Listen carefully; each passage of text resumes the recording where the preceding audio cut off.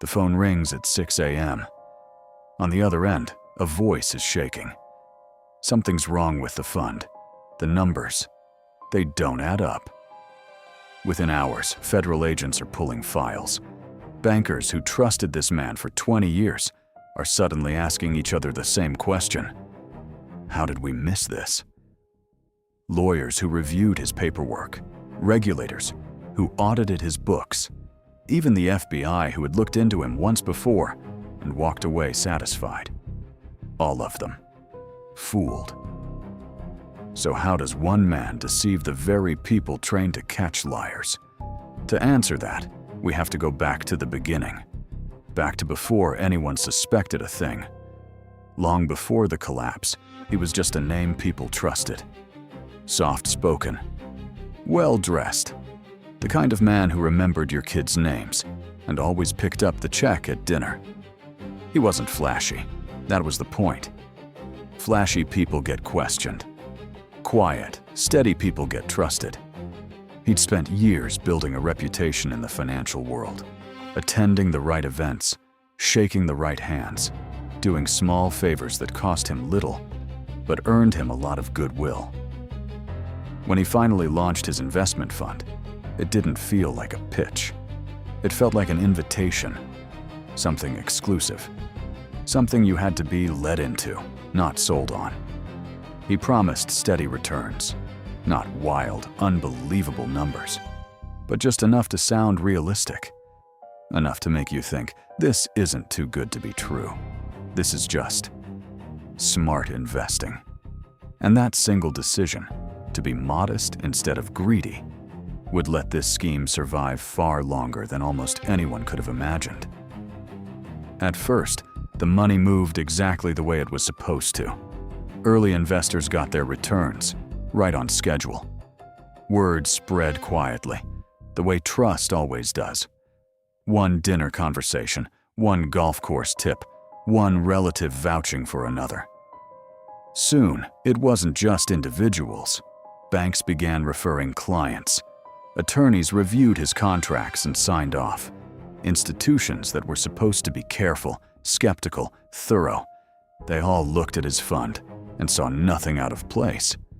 But behind the calm surface, something very different was happening. There was no real investment strategy. There never had been. Every dollar paid out to an early investor was simply money taken from a newer one. It's an old trick, dressed up in new paperwork. Pay the first people with the second people's money, and let their satisfaction do the marketing for you. To keep it running, the books had to look flawless. So they were built to look exactly that way. Statements were fabricated. Numbers were smoothed over. When outside auditors requested documentation, they were given just enough truth mixed with fiction to seem thorough, without ever seeing the whole picture. There were moments it almost fell apart. One accountant noticed inconsistencies in the reporting and asked pointed questions. He was reassured, given a plausible explanation, and quietly moved off the account. A journalist began digging into the fund's suspiciously consistent returns.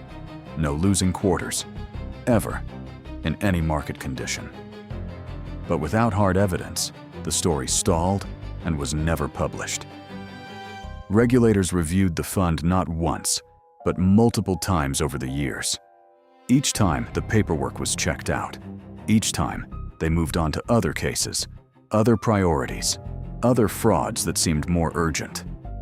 Every near miss reinforced something dangerous.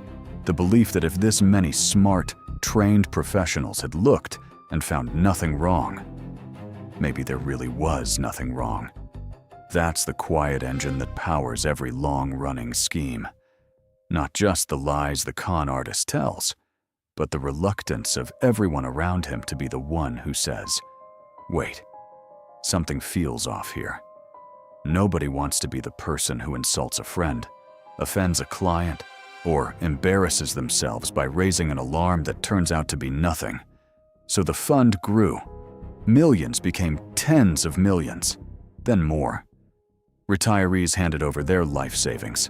institutions poured in client funds, and every single payment made to an early investor became proof in everyone else's mind that this man could be trusted completely. Every Ponzi scheme has the same fatal flaw. It needs a constant stream of new money to survive. The moment that stream slows down, the whole structure starts to buckle. It happened gradually, then all at once. An economic downturn made investors nervous. People who normally reinvested their returns started asking to cash out instead. Suddenly, there wasn't enough new money coming in to cover what was going out. He tried to stall, delayed payments, vague explanations about temporary liquidity issues. But panic spreads fast in financial circles, and one uneasy investor became 5, then 50. Then came the detail that finally broke everything open: a single discrepancy, small on its own, but impossible to explain once someone actually pulled the thread. A number that didn't match, a transaction that led nowhere, an account that shouldn't have existed. Investigators moved quickly once the real evidence surfaced. Bank records were seized, interviews were conducted, and slowly, the true scale of the deception came into focus.